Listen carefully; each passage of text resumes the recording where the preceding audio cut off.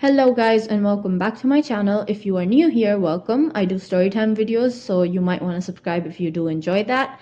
Now we go straight to the stories. Am I the asshole for not letting my ex-husband have my deceased daughter's ashes? I'm an Indian woman who came to the United States on a student's visa and met my ex-husband Dean.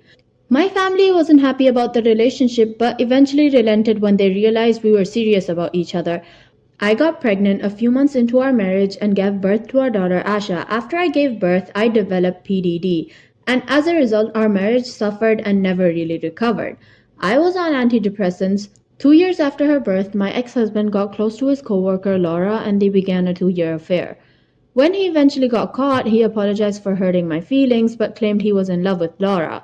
We divorced and I was left in the US all alone without any emotional or family support. The whole divorce happened in 2017. We shared 50-50 custody of Asha. In February 2020, I decided to visit my family in India. As my extended family had never met my daughter, the original plan was to stay in India for 3 months, but the plans changed as the whole world got locked down. One day, my daughter complained of uneasiness and stomach pain after she had her usual lunch. I gave her a digestive enzyme and asked her to rest. When I came to check on her an hour later, she was gone. I still don't know what happened that day, but after that moment, everything was a blur.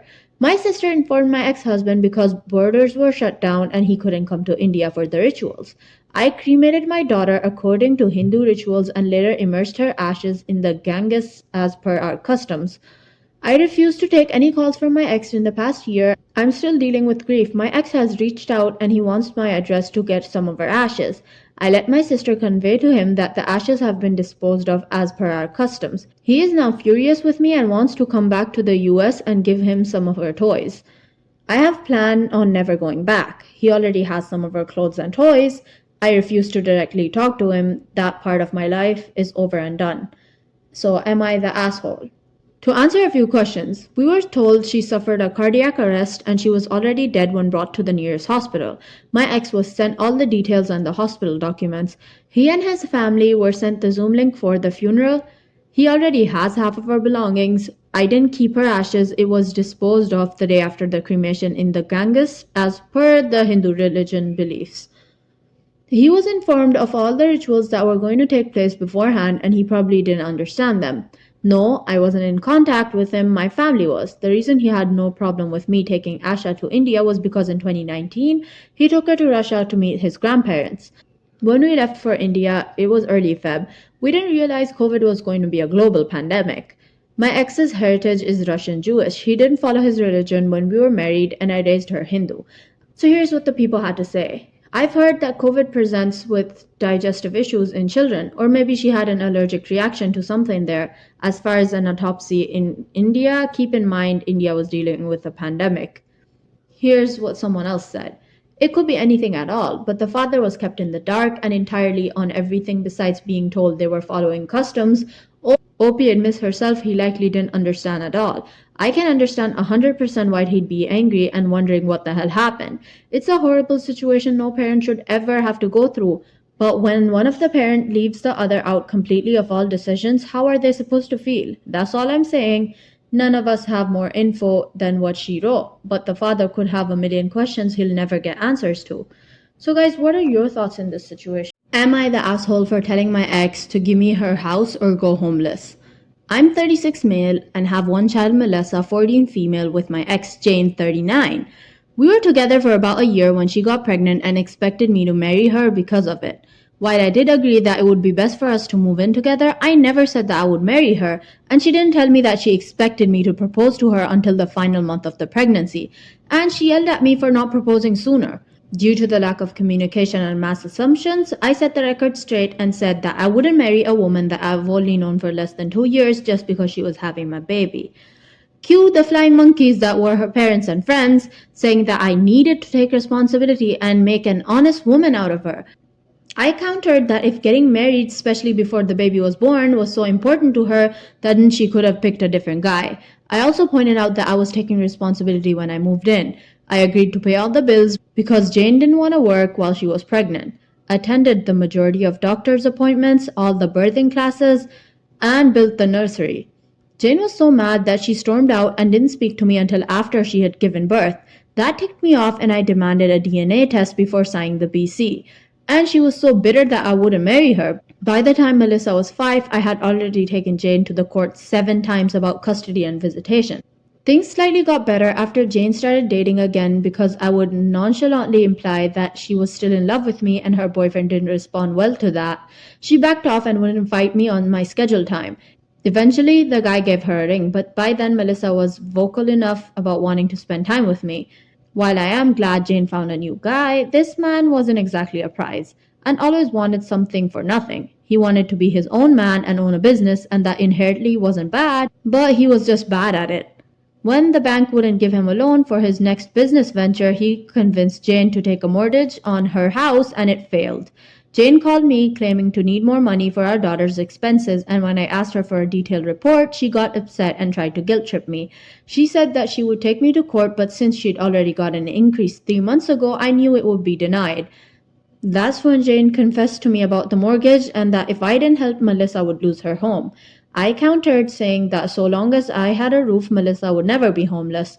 Cue to the flying monkeys again. That's when I told her I would help with the loan payments after she signed over the house to me. I made this offer knowing that she wouldn't accept it, but prepared to do it because I can say that I tried to help her and so that our daughter wouldn't be endangered of losing her home because of her mom's stupid choices again. So, am I the asshole? Here's what the people had to say. Not the asshole. Who the F expects their ex to help out financially beyond the child money? You have a house, Melissa is 14, she can easily decide that she wants to live with you. Your child won't be homeless. If your ex wants to take Melissa to live on the streets, I suppose it's pretty easy to get the court to force Melissa to stay with you. You don't need to help her. They can move out, get a job each, and pay normal rent. Someone else said, heck, as a bonus, if he gets full custody, the child support payments stop. So guys, what do you think about the whole situation? I would love to hear your thoughts in the comments. Am I the asshole for calling my son's wife disrespectful for bringing her own food to my Thanksgiving dinner? I'll preface this by saying that I'm 45. My son Tim, 23, recently got married to his now wife Sarah, 22. We get along just fine as a family, though she tends to get passive-aggressive sometimes. She loves food and is always open to trying my cooking. She said my cooking was amazing, though she made a few negative comments about certain meals and advised me to use XYZ ingredients next time. I invited them over for Thanksgiving yesterday. The whole family was there. The bell rang and I opened the door to see Tim and Sarah. Sarah was carrying what seemed to be a container. I didn't ask about it nor paid much attention to it. Everyone sat down to eat after I set up the table and put dinner on it.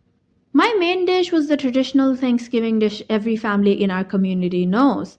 I had appetizers and side dishes and of course salad and dessert.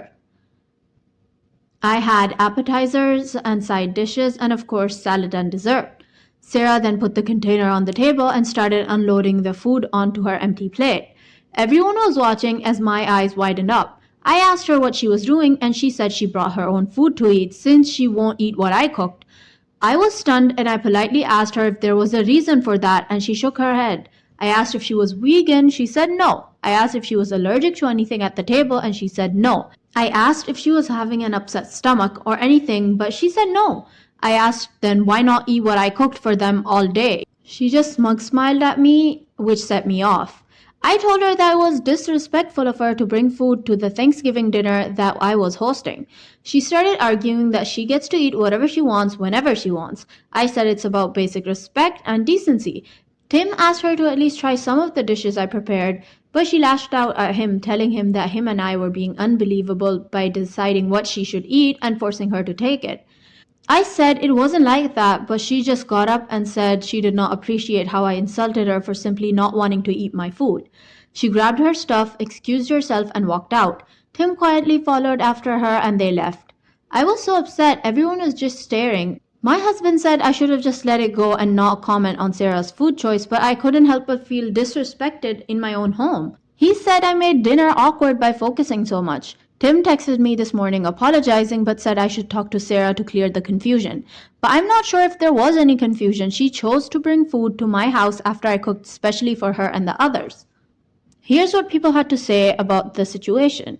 Not the asshole. I feel disrespected too. Wow.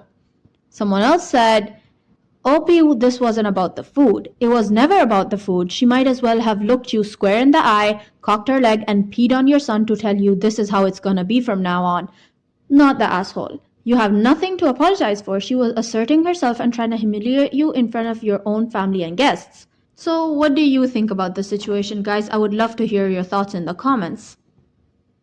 Okay guys, that's all we have for today. Make sure you leave a like if you did enjoy the video. It really does help my channel. And tell me in the comments what you think about the whole situations. And I would really love to see what you guys think and your point of view.